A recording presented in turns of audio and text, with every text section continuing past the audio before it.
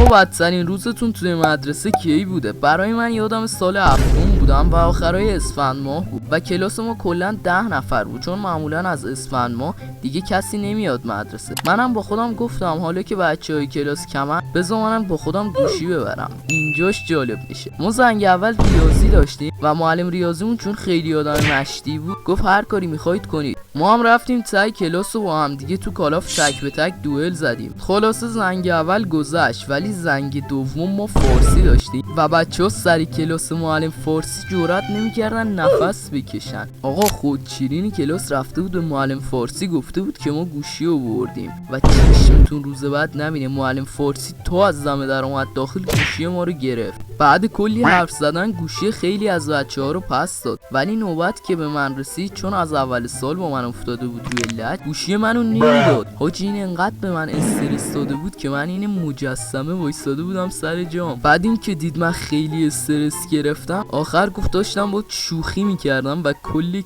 کلاس خندیدن و بعد آخر گفت اگه بچه‌ها ویدیو رو لایک کنن میتونی گوشی تو ببری.